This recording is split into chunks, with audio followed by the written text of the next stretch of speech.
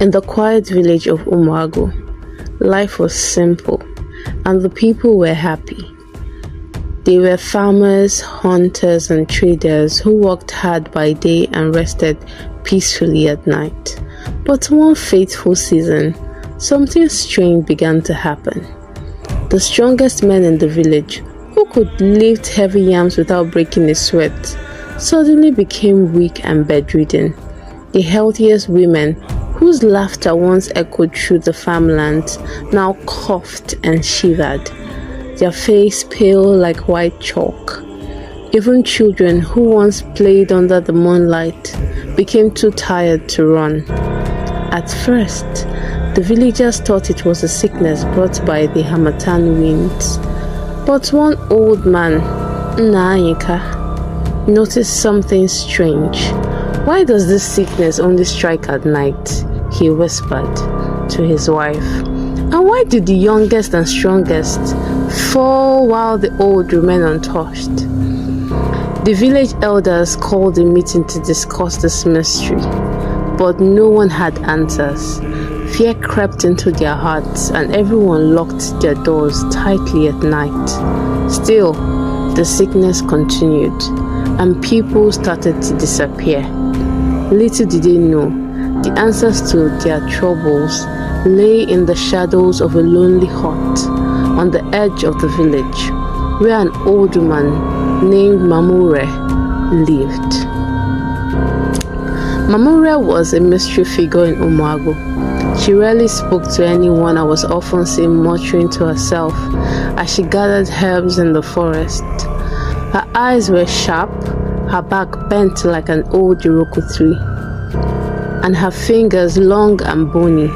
Some villagers said she was a healer, others whispered that she was a witch, but one dared to confront her directly. Mama Ure's hut sat far from the main village, surrounded by tall palm trees and wild plants. At night, strange lights flickered from her windows and eerie sounds floated through the air, like whispers carried by the wind. One night, Nnadi, a brave young hunter, decided to investigate. He had grown tired of seeing his friends fall ill, and his heart burned with curiosity. "If something evil is happening, we must know," he told his best friend Chike. With his bow and arrow strapped to his back, Nnamdi crept towards Mamure's hut under the cover of darkness. As he approached, he heard a low humming sound, like the droning of bees. Peering through a crack in the window, his heart nearly stopped. Inside, Mamure stood over a glowing pot filled with a strange greenish liquid. Suspended above the pot were shimmering strands of light, twisting and swirling like smoke.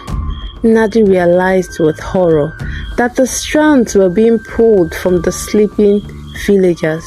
He could even see faint images of their faces in the glow. Mamure was stealing their life force. Ha! Terrified, Nnadi ran back to the village and gathered the elders. "Mamure is behind the sickness," he cried. "She is using some dark magic to steal our strength." The elders were skeptical at first. "How can one old woman cause so much harm?" asked Chief Okori, the head of the council. But Nnamdi's trembling voice and the fear in his eyes convinced them to listen. The elders decided to consult the village priest, Dibia Eze, who was known for his wisdom and knowledge of the spiritual world. The Dibia listened carefully to Nnadi's story and nodded gravely. "This is no ordinary evil," he said. "Mamure has likely made a pact with dark spirits. She feeds on their life force, on the life force of others to keep herself alive and strong. But such power comes at a cost. If we do not stop her, she will drain the entire village until nothing remains."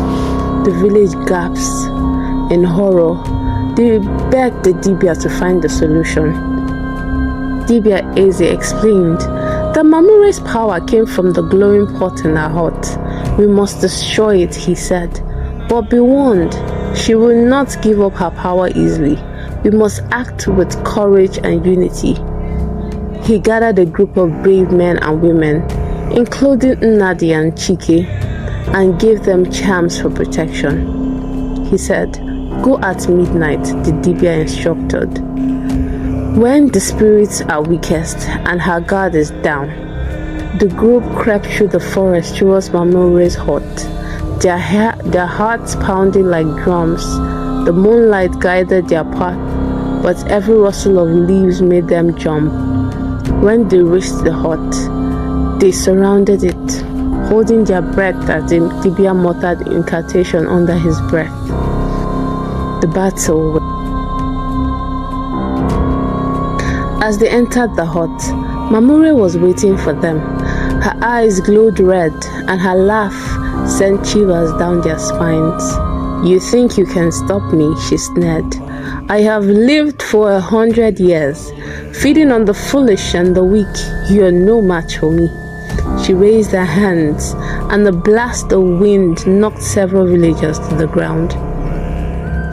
The glowing pot began to hum loudly, and the strands of life force swirled faster. But the Dibia stood firm, chanting words of power that seemed to weaken her. Nnadi and Chike used the distraction to edge closer to the pot. With a shout, Nnadi shot an arrow straight into the pot's glowing center.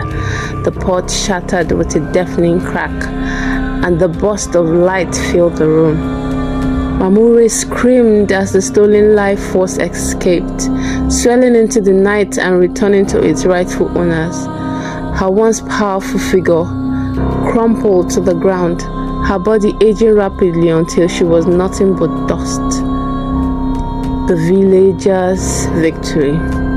As dawn broke, the villagers awoke feeling renewed. The sick regained their strength. The weak became strong again. Nnadi and the others returned to the village as heroes, carrying the news of Mamure's defeat. Chief Okori declared the day of celebration, and the villagers danced and sang, grateful for their deliverance. The Dibia warned them to remain vigilant, for evil often lurks when it's least expected. From that day on, Mamure's hut was left untouched, a silent reminder of the darkness that once threatened Umuago, and of the story of the brave villagers who defeated the shadow of the night was told for generations, teaching all who heard it that unity and courage can overcome even the greatest evil. The story of Mamure reminds us that evil thrives in silence but falters when confronted by those with brave hearts and strong spirits.